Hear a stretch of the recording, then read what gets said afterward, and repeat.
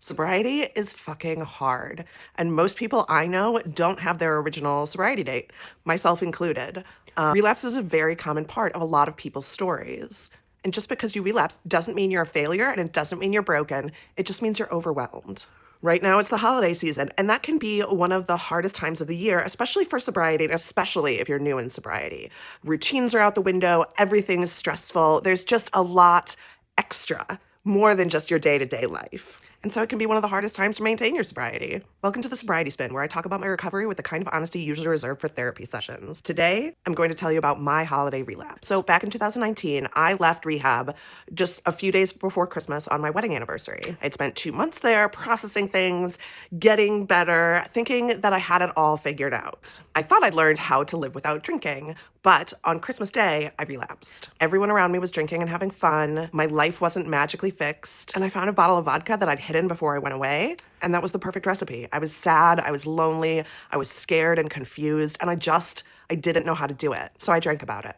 The next 3 months were the worst of my life. It was like this brutal cycle of white-knuckling sobriety, giving in and drinking, and then shame and guilt and remorse and all of these terrible feelings, which led back to white-knuckling sobriety and then relapsing again. It was hell. And to make it all worse, I kept everything a secret from everyone. I had one sobriety date that I told to everyone the day I went into treatment.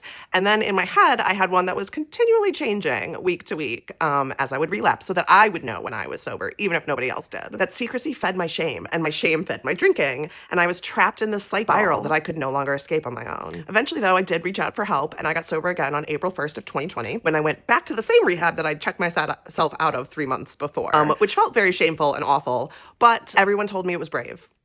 And it took a long time, but I finally believed them. So relapse is common. Relapse is human. Relapse does not mean that you have failed or that you're not capable of long-term sobriety. It's a setback, but it's not a prophecy. So if relapse happens to you, whether it's during the holidays or any other time, I want you to remember, relapse is not the end of the story. And you're not starting over from scratch, you're just continuing your journey. Relapse isn't a failure, it's a reminder that there's still more work to do. So a couple of weeks ago, I wrote a comprehensive guide of how to survive the holidays, sobriety, and sanity intact. Included in that is a section on what to do if you relapse, how to deal with it, how to recover. So you can read all about that at thesoberglobetrotter.com. So remember, the holidays are hard, and sobriety is hard, and doing both on your own can feel impossible. But remember that you are not alone. So what's the hardest part about the holiday season for you?